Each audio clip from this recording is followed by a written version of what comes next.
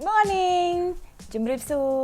នាងខ្ញុំមករាថ្ងៃនេះជួបជាមួយនឹងនាងខ្ញុំតេតងជាមួយនឹងវីដេអូហាត់ប្រាណចាខ្ញុំដឹងថាអ្នកខ្លះគាត់អត់មានពេលគ្រប់គ្រាន់ដើម្បីទៅជីមទេរវល់ការងារច្រើនហើយអ្នកខ្លះទៀតគាត់អត់មានឧបករណ៍គ្រប់គ្រាន់ក្នុងការហាត់ប្រាណខ្លួនឯងនៅផ្ទះអញ្ចឹងថ្ងៃនេះខ្ញុំនឹងបង្ហាញវីដេអូហាត់ប្រាណងាយៗដោយមិនត្រូវការឧបករណ៍មិនត្រូវការ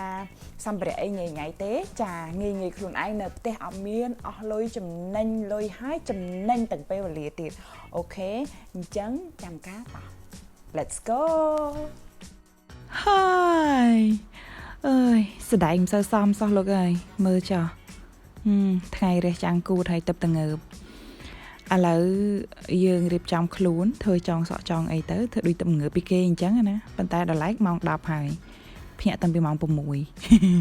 ខេតោះយើងចាប់ផ្ដើមចលនាទី1ចង្វាក់ទី1យើងយកដៃរបស់យើងទៅដាក់នឹងក្រោមគូតរបស់យើងនឹងទៅចាបន្ទាប់មកយើងចាប់ផ្ដើមជើងយើងគឺធ្វើដូចនឹងខ្ញុំអញ្ចឹងណាគេហៅថាធាក់កង់ចា3អូខេយើងធ្វើអញ្ចឹងរយៈពេល45វិនាទីឬក៏40ដងរាប់ខ្លួនឯងទៅរហូតដល់40ដងទៅបន្ទាប់មកសម្រាប់15វិនាទីហើយចាំយើងចាប់ផ្ដើមចលនាទី2ទៀត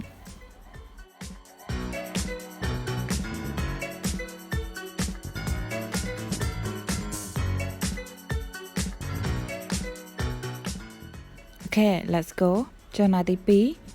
អាហ្នឹងភាសាអង់គ្លេសគេហៅថា leg extension ប៉ុន្តែខ្មែរយើងអត់ដឹងថាម៉េចទេដឹងតែធ្វើដូចនាងខ្ញុំអញ្ចឹងណាយកដៃដាក់ក្រោមគូតបន្ទាប់មកអង្គញ់ជើងហើយក៏ពលាជើងទៅវិញចាយើងធ្វើឲ្យបាន40ដងទៅឬក៏45វិនាទី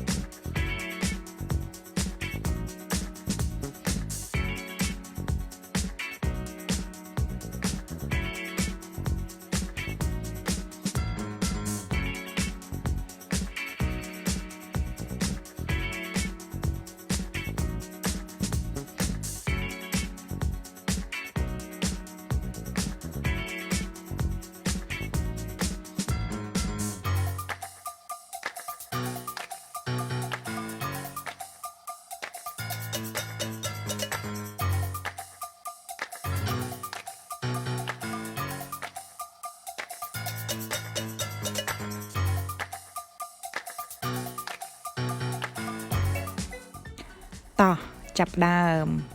ចលនាទី3ចាចលនាទី3ភាសាអង់គ្លេសគេហៅថា reverse crunch ប៉ុន្តែខ្មែរយើងអត់ដឹងដែរដឹងតែដូចនឹងខ្ញុំធ្វើគឺលើកចុងជើងឡើងលើហើយហើបគូតអាហ្នឹងគឺគោលដៅរបស់យើងគឺដុតបំផ្លាញខ្លាញ់នៅម្ដុំក្បាលពោះរបស់យើងហ្នឹងណាហើយនឹងធ្វើឲ្យជើងរបស់យើងហ្នឹងវាហាប់ណែនវាអត់យាយនៅតាមផ្លូវតាមអីចឹងធ្វើឲ្យផ្លូវរបស់យើងនឹងរឹងល្អគូតយើងអីចឹងណាយើងធ្វើអញ្ចឹង40ដងទៅឬក៏45វិនាទីចា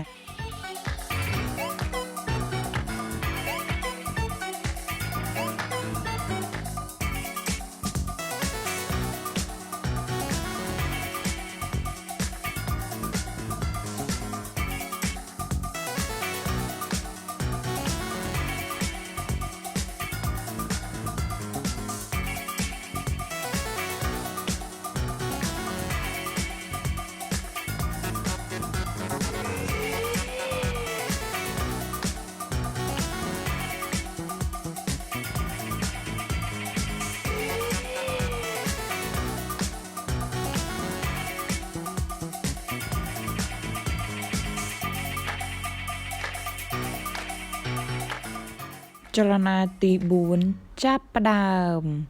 អាហ្នឹង hand and toe touch ខ្មែរយើងគឺលើកដៃទៅប៉ះនឹងជើងចាហ្នឹងហើយអាហ្នឹងក៏បំណងដូចគ្នាប៉ុន្តែអាហ្នឹងបានទាំងដៃទៀតថាខ្ញុំទៅបន្តិចកាពិតត្រូវលើកដៃហ្នឹង ឲ្យលាតតដាងទៅខាងលើឲ្យត្រង់ជាមួយនឹងដងខ្លួនរបស់យើងបន្ទាប់មកពេលជើងយើងលើកមកគឺយើងលើកមកដាក់ឲ្យស្របជាមួយជើងយើងមកដែរអញ្ចឹងអាហ្នឹងល្អជាងខ្ញុំធ្វើហ្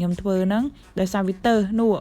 ទៅអញ្ចឹងហើយនឹងទៅអាកូនមួយក្បាលធំខាងក្រោយនោះអញ្ចឹងបានរៀងពិបាកក្នុងការដាក់ដៃអញ្ចឹងបើខ្ញុំដាក់មកក្រោមវិញណាដោយសារអ្នកទាំងអស់គ្នាមានកន្លែងធំដាក់ដៃឡើងទៅលើវិញចាធ្វើវា40ដងឬក៏45វិនាទីតោះ Let's fighting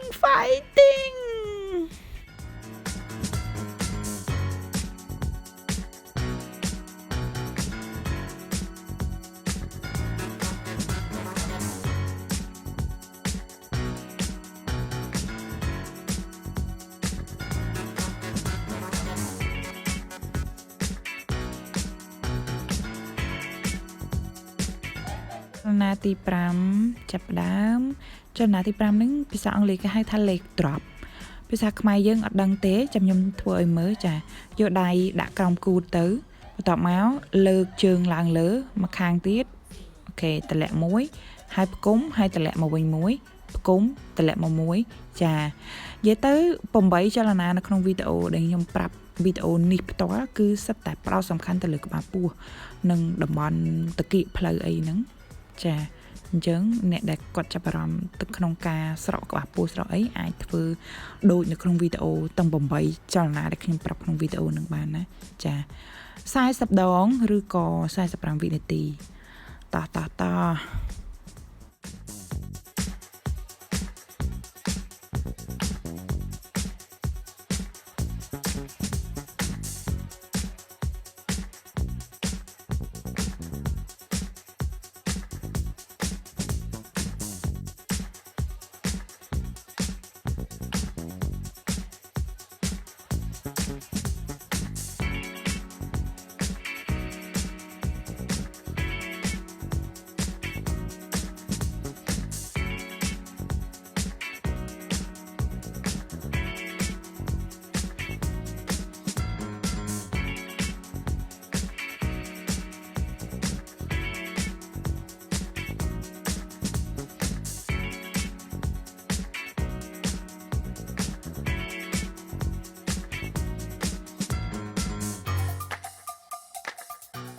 អូខេចលនាទី6ចាប់ផ្ដើមចាទី6ហ្នឹងវាស្តេងជាមួយនឹងទី1ដែរចាជើងវាដូចគ្នាថា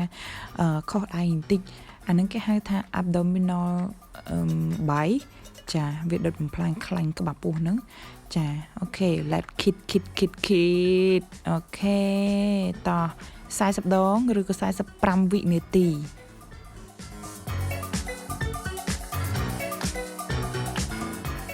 ចលនាទី7ចាប់ផ្ដើមអាហ្នឹងគេហៅថា full and half ballet kid ចាហ្នឹងហើយដូចពួកអ្នករាំរបាំបាឡេអញ្ចឹងណាចាយើងធ្វើមួយខាង20ជើងឆ្វេងលើក20ដងហើយបន្ទាប់មកចាំយើងធ្វើជើងស្ដាំ20ដងទៀតចាហើយដៃដាក់ដូចខ្ញុំអញ្ចឹងណាដៃមួយខាងយើងដាក់ឲ្យស្របជាមួយនឹងការ៉ូឬក៏ស្របនឹងពុករបស់យើងទៅហើយដៃមួយខាងទៀតជួយទប់លំនឹងខ្លួនចាអូខេ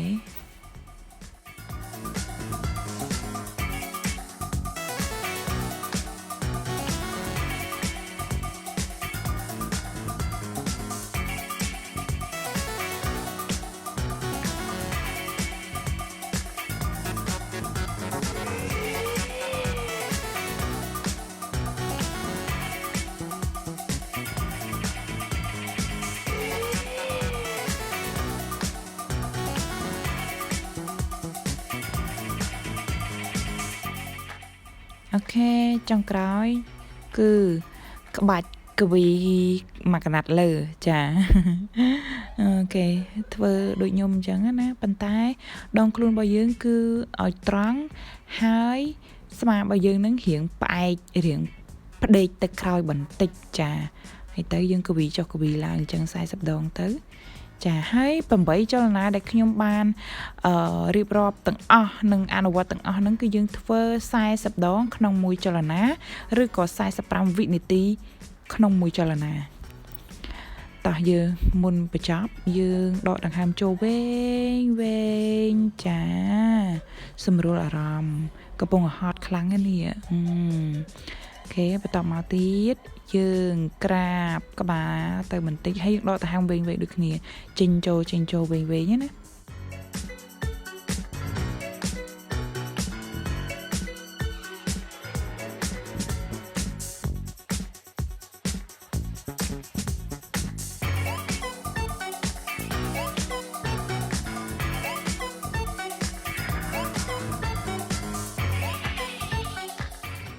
Well done ចាប់ហើយចាការហាត់ប្រាណនៅក្នុងព្រឹកនេះចា Finish នេះចាក្រោយពីហាត់ប្រាណហើយយើងមានរបស់ញ៉ាំនិងអាហារពេលព្រឹករបស់ខ្ញុំចាអូខេកុំភ្លេចឲ្យសោះអាហារពេលព្រឹកអត់ឲ្យខានទេចាបើចង់បានសុខភាពល្អ